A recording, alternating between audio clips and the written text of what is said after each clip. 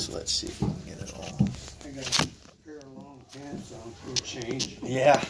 But they're so slick, I keep sliding off my chair. Well, it's crazy weather we've been having, man. Yeah. It's like we saw the snow up in Julian.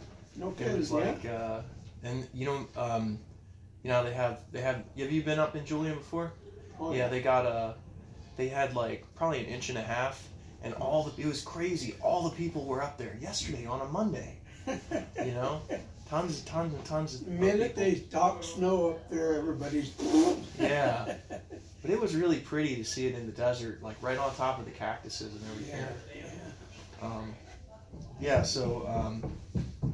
Yeah, like I said, there's like a million different questions. I got it going.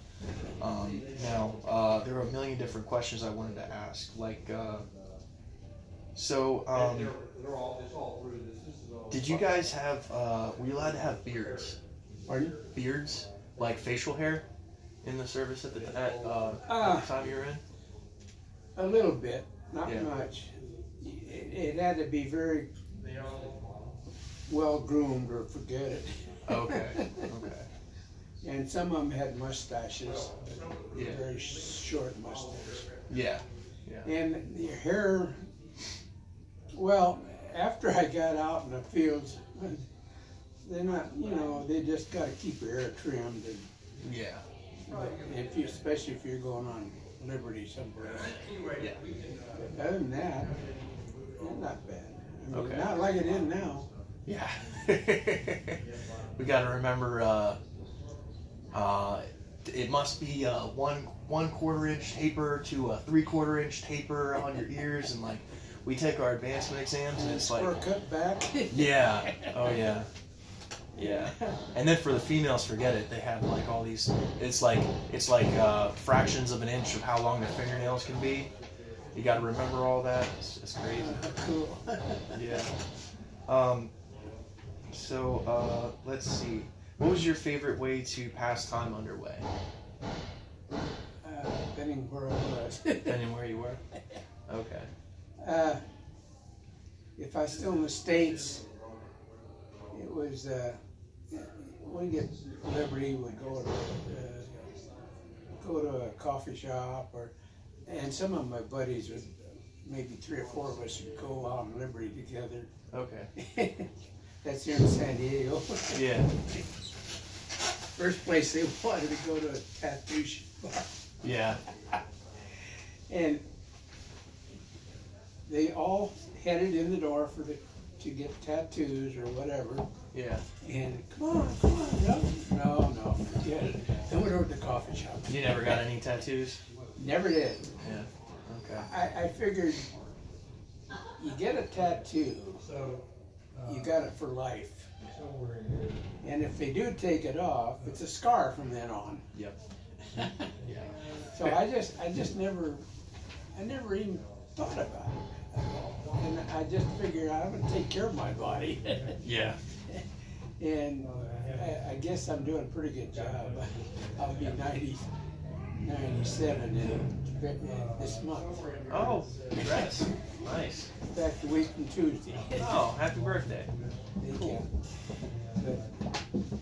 Okay, what else? Let's see. But when you're like out to sea, what was your favorite way to pass time? Or Well, it depended. I used to read a little bit, but yeah. it's hard to do. Yeah. Was there a good library on the ship? Pardon? Was there a good library on the ship? Only 2 ships I was on, really, was the APA Menard on the way overseas to the Philippines. Yeah. And that was so crowded that our best time is to go to the fantail and yeah. look at all the scenery, all the water and the birds or whatever we could see. Okay. And when evening time, I never went to my bunk down below. That's three decks down. And I said, no, forget it. Yeah. Had my sack and a blanket up under the boats. And we'd have we get play little card games going. Okay. When we're not doing anything. Yeah. But that was crowded, so you just did what you could do. Yeah. So what was your bunk like on the ship? What can you describe all? So you said it was 3 decks down. Was it? But it's 6 bunks up. Overhead. Okay. So you're staring at the ceiling like a foot Yeah, from you. and you're lucky if you can move around very good because it's very comfortable. And they just had it was like canvas, and it was strung out to the sides, right? It wasn't like metal or anything. No, these were wood bunks. Wood? Yeah, Okay. wood. Okay. And well, when I was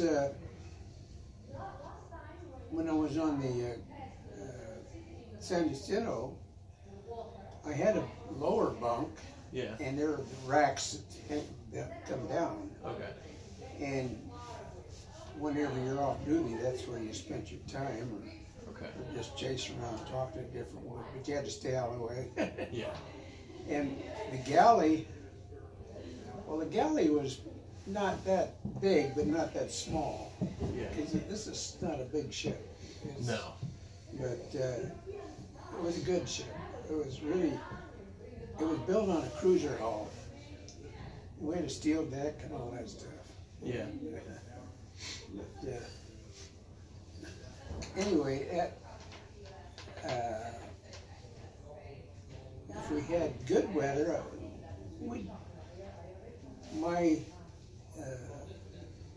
my time on, we had pretty good meals. Yeah.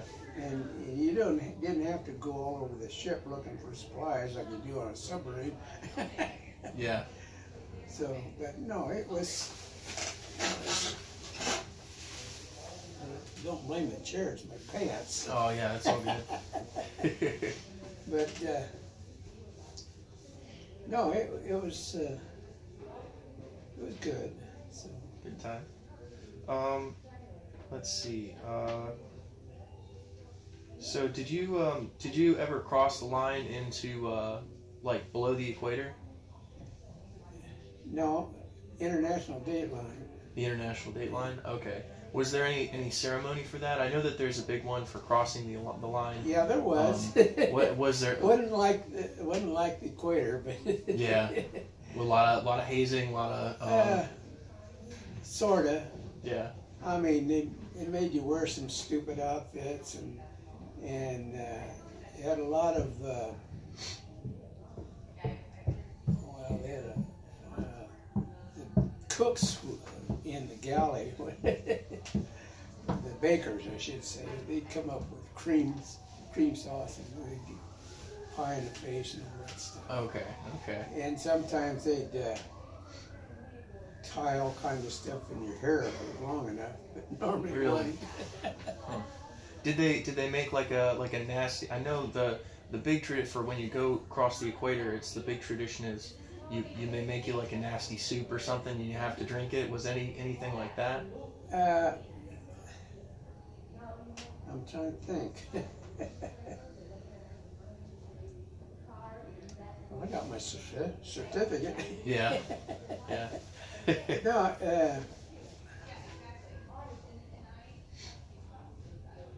they would blindfold you and put stuff in front of you and smell it. If it smells good, eat it. If it don't, spit it out. Oh. I just I wasn't too good on that. Yeah, that sounds rough. Yeah. Like one of my buddies, they put on some sliced up soap. Oh. Oh, that smells good. I tricked him. Yeah. No, other than that, it wasn't near as I can remember, it wasn't that hard. They didn't go overboard like they did the equator. Okay. One of my buddies, he'd been over the equator before. Yeah. In that program. But no, it wasn't bad. Okay. Let's see. So were you able to take any leave while you were while you were there? Were you able to take any leave? Leave? Yeah.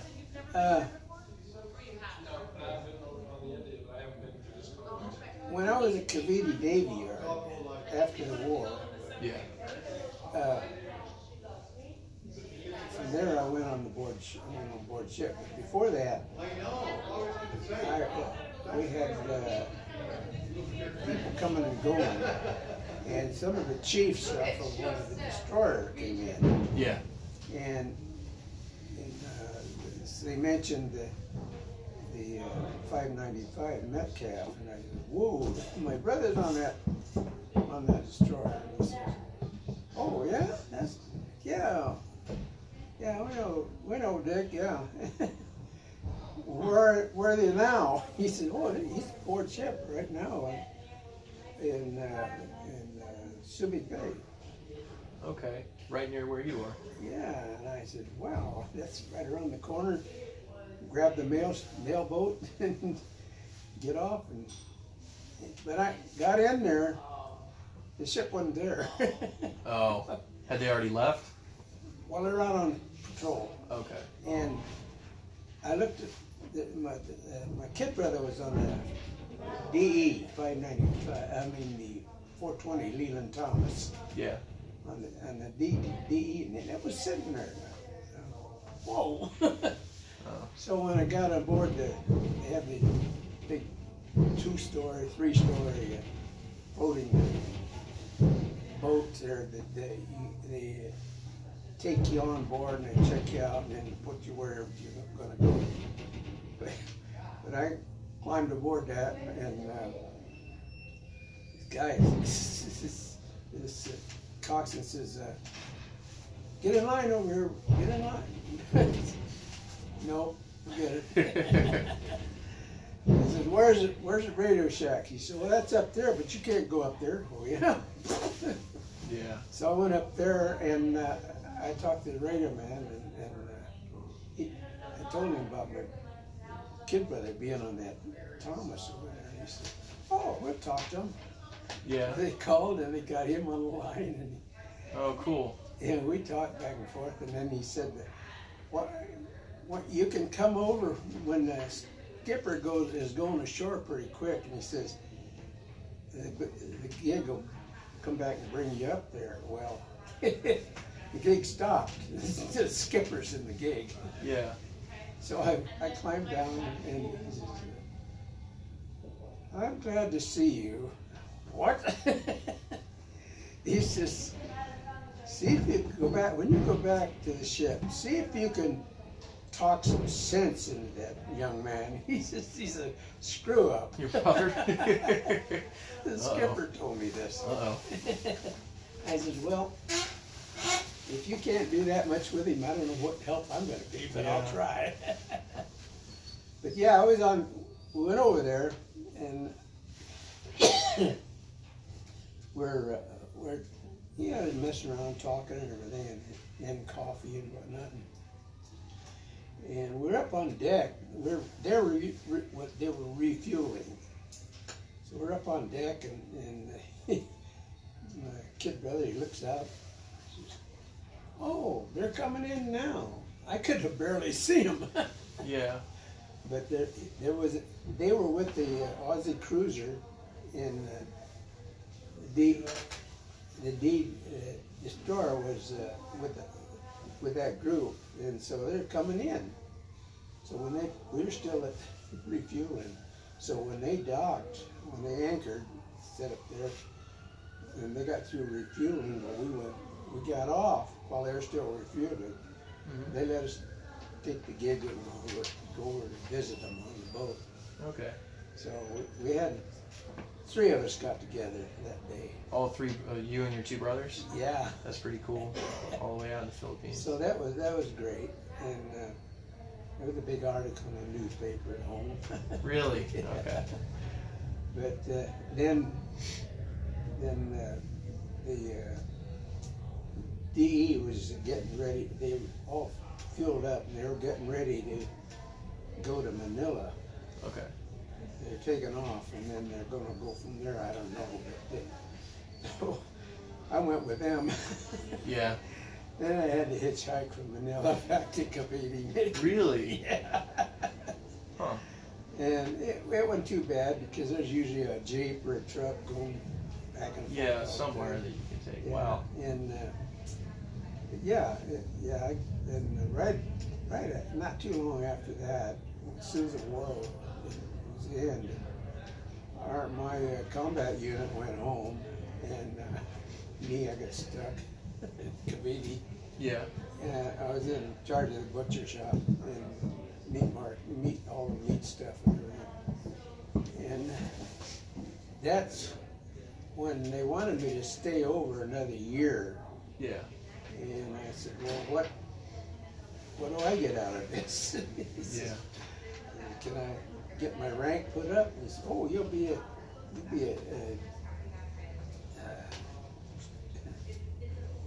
yeah, right. So they pretty much said no. See Now, they gave me a junior warrant Oh, for a year. okay. I said, good. So when I get ready to go home after the year, what's my rate? Yeah. Ship's cook, butcher, second class. Oh, so they let you wear it, but they didn't actually promote you. No. Oh. So I said, no way, no way. Yeah. My son was born in December, day after Christmas in December. Yeah. And he was born, I didn't see him for about, he was about 6 months old when I saw him. Yeah. Wow. So, but, so anyway, that's when I said no way. So then they put me with ship's company on the San Jacinto. Okay. With quite a few of us, because they had a lot of their people going home. Yeah. And all we did was cruise around and unload officers, brought on some new temporary, and we were actually ship's company because we had to do the work. Yeah. But I liked that ship. Yeah. And boy, we dumped off maybe 5 aircraft. They're mostly TBF, torpedo bombers. Okay. And we had SBDs, about 4 of those. And they dumped those off, and they kept about 4 of the torpedo bombers to bring home. And all the time, I didn't know when we got ready to bring it home. I didn't know we were bringing it home for the mothball fleet. Oh. Okay. We left Subic Bay on my birthday, one of my birthdays. Yeah. Trying to figure out which one. But anyway, 2 weeks out of Subic, we ran into a typhoon. Yeah. But I didn't mind because that ship really handled it great. But I'd grab a big pot of coffee and go up there on the ladders or the inboard Yeah. to go to the bridge and set the coffee down, start pouring coffee.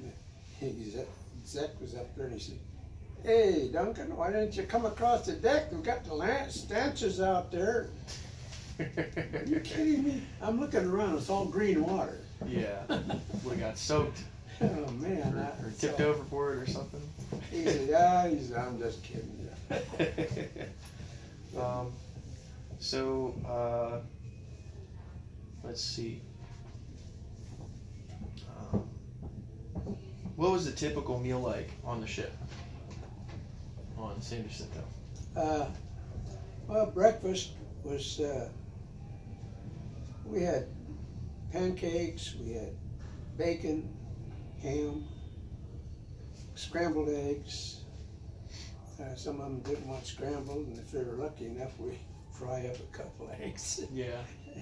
You ever do omelets? Pardon? Did you ever do omelets? Occasionally. If you like the person? Yeah.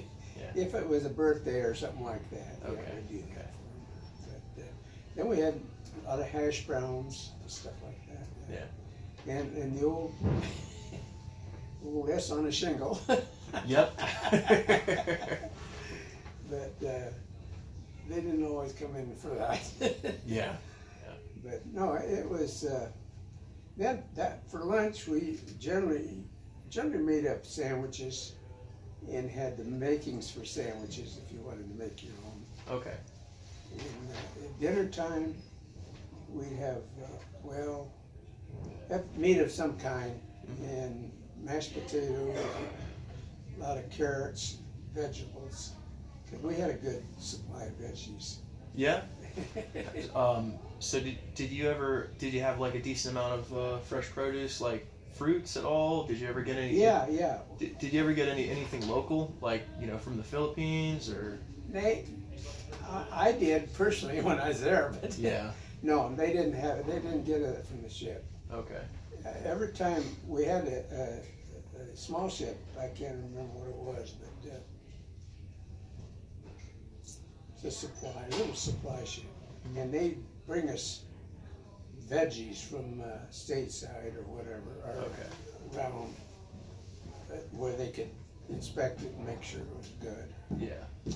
And we had lettuce, carrots, lemons, apples, and of course we got a lot of pineapple. Yeah. Oh, I bet it was good. But it was all good, healthy stuff. And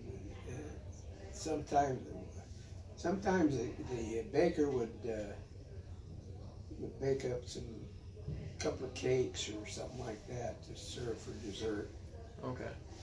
And we had one of the fellow that was with, that went over with me on the ship. He's an ice cream maker. We had an ice cream maker there on the ship. Really nice. So he was always making ice cream for everybody. Nice. Sounds good. And he loved to experiment. Yeah. It wasn't always that good, but then it was different. Yeah. Yeah. It's good to get the change. Yeah. And it was usually always coffee there for anybody that wanted it. Yeah. Gotta have that. Occasionally we'd have some beer. Really? Yeah. Occasionally we'd have a beer evening when everybody was off. Huh. Except the people on duty didn't know. Yeah. But I know when I went overseas on the Nard, we stopped at Eniwetok and Ulithi, and each time we stopped, we had beer, but it was hot. Warm beer. And we'd grab a case of it and dump it in the water and let it sit for a while. Yeah. And the officers, they had what they wanted, but yeah. I know when I was at Cavite after the war, the officers come in and they had their own mess and all that, but they'd come by and want to know if I had something special like a steak, a nice steak or something like that. And I said, well, maybe, but they'd bring out a bottle of vodka or something like that. Ooh. And give it, well, we got a lot of tequila. Really? But they'd trade for it. And if it was nice, good drinking stuff, I'd say, yeah, okay. You got him a nice steak. Give him a nice big fillet to shoot for him. Nice. And we traded, I traded a full top sirloin, an old big piece. You could cut it up. They had a boat they bought from the government. It was a private boat that was sworn into the Navy. They used it, and it just sit there. So they bought it for $1. Oh. Yeah. And they used to take it fishing all the time out there, and so they says, "Here, give me $1." Oh, okay. Yeah. The boat's yours. It was great, but I couldn't take it home. Yeah. How would you? But I enjoyed that. That was fun. We'd take it out fishing on our time, on our break time, or when we were off duty, and it beat going ashore. Definitely. Into the Philippines, but it was good. It was fun. That's cool. And that's that. That's my story, and I'm sticking to it. Heck yeah. What do you got now? Let's see. What is try to pick a good one. Do you have any advice for like someone in the Navy now, like today's sailor, how to best experience the Navy and get the most out of it?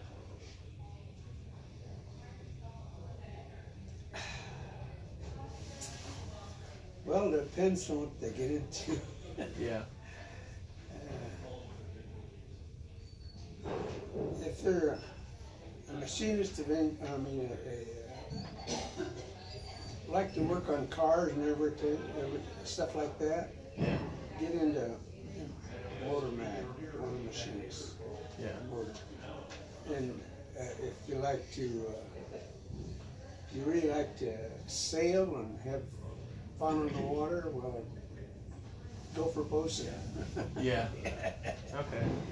And there's others, electronics. If you're into electronics, get in for that. Yeah. But whatever you do, make it like something you like to do. Yeah. Because once you sign up for something like that, you're there. Yeah. Definitely. Definitely. That's my whole theory, my whole story. If you like what you're doing, you're going to do good at it. Definitely. If you don't like what you're doing, get in another trade. So how was your relationship with because you joined San Jacinto after like you were after everything was pretty much all over. Yeah. What were the other guys like? Was there any kind of rivalry between you and the ship's company who had been through most other of those stuff? people, most of the ones except the really important ones, they left the ship. We had practically a whole new company. Okay.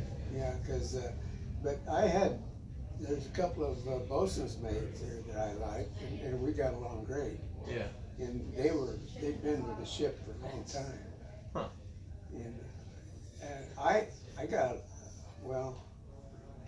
got pictures from the wardroom of the whole group that Herbert Walker Bush flew with. Yeah.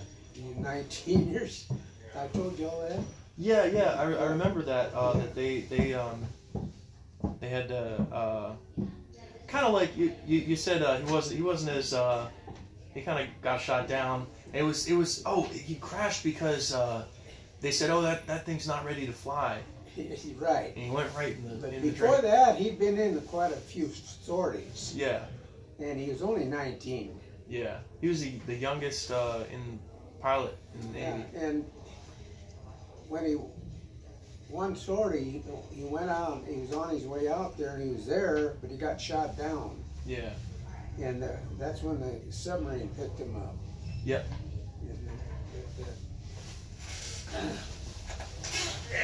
Get rid of these pants. Yeah. Let's see. Are you in contact with anyone else from your ship at all, or did you maintain contact with them? Not for 15 years or so, 20 years. Okay. Okay. So you haven't heard from anyone for a while. No, I haven't. No. Okay. We used to have contact quite often, but they moved around, and I was pretty much here in the States. Yeah. Right here in this Southern California, more Yeah. or less. And I did, the reason I did get visit, when I got out, I joined the reserve, Navy Reserve. Yeah. For 5 years, and in that time I talked to quite 3 or 4 of them that did the same thing. Okay. So we kept in contact. But other than that, not too much. Well, I don't know. I'm too old now for them. Yeah. Nobody expected me to live this long, I guess. Yeah. I was just wondering, shot in the dark. Maybe there's a couple other left, Yeah. Well, I've lost track of the last 20 years. I've lost track of them. Okay. And, no, I can't remember anybody after that. Before that, after that I talked to. Okay. I didn't even correspond cards or anything. Yeah. Okay. Let's see. I think I got through almost everything. It's almost getting time for you to head back to Oceanside, right? Yeah, getting there. Yeah. Let's see. Did you guys do any general quarters drills? And if so, what was your position during general quarters? Oh yeah, we did that on the APA going overboard. Yeah. Going overseas, and I was a cook. Yeah. So my station was at the elevator where the ammo come up to the 40s and the 20s. Yeah. The guns on the outside there, and I grabbed had like 3-4 stacks of ammo cans with handles in it. I grabbed those and run it up to it and handed it to the gun crew. Okay. Yeah, that was my station. That's cool. Passing the ammunition. Yep. Yeah. Yeah. There's always a job for everyone, Well, at least I had something to do that I loved, that I didn't mind. Yeah. I got to fire one of the guns a couple of times. Oh, really? Yeah. That's always fun. Well, when they was still it was all over this, but the skipper let the crew practice a little bit more, so they stepped me on. Okay. Was it a button or was it a trigger? Trigger. A trigger. Okay. Oh, the 20 millimeter. Those are the anti-aircraft ones, right? Right. Yeah. Okay. Yeah. Yeah. Of course, when I went into Marine combat training, I fired about everything they had. Yeah. And I can't today. They carry around the equivalent of the Browning automatic rifle. And before, you had to be tough to hand one of those and run around. Swipe on it. Yeah. But I got to shoot the BAR and the Thompson sub in 45. Of course, I packed a 45. Yeah. Colt 45. And the one I was given to in the Marine Corps was a 30 caliber carbine. Okay. Oh, that was a sweet little deal. That's close range, but yeah. It's semi-automatic. Okay. I had a whole belt of clips for it, and the guys showed me how to stick them together. Huh. And so you have a double go instead of first. Oh, where you tape the magazines opposite. Yeah. Yeah. Yeah. That way cool. You don't have to dump it so many times. Yeah. Yeah. But, yeah, I didn't mind that. I liked that. Yeah. Let's see. So, do you have any sea stories that are that I guess you haven't told me, or you haven't? Probably not. Probably not. Okay. Let's see. And then what's your message for the crew of San Jacinto CG-56? Do you have anything? Yours? Yeah, for our ship. Take care of her. Yeah. She's going to take care of you. Yeah. Keep it clean and keep it moving. Will do. Okay. Cool. Well, yeah. You know, if you get a good ship, you get attached to it, and you want everything to run smooth, so you try to see that it does.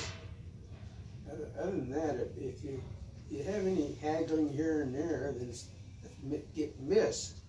Yeah. And you can be in big trouble. Definitely. Keep the crew happy and keep a good crew. Definitely. Yeah, we finally got her underway, and it was a heck of an underway. The first one we've been on two underways since I came back. Yeah. And the first one was rough. It was probably one of the worst underways I've been on. The toilets stopped working. Some of them. We had like 2 that worked. The galley had no power, and we were eating ham sandwiches for like 2 days. Oh, man. And everyone had this like real bad feeling about everything. We got back into port. We got a bunch of stuff fixed, and we went back on this recent one that we just had in early December, and it was like polar opposites. It seemed like everything went smooth. So hopefully we'll have more of that. You know, when hopefully we got through take care of things to start with instead of putting it off. Yep. It's going to work. Definitely. Cool. That's what I say here. If you do a good job, when you start, you don't have to keep going back doing it over again. Yeah. We haven't got that figured out yet. Yeah. Well, I think it's good to see you again. Good to see you. You know,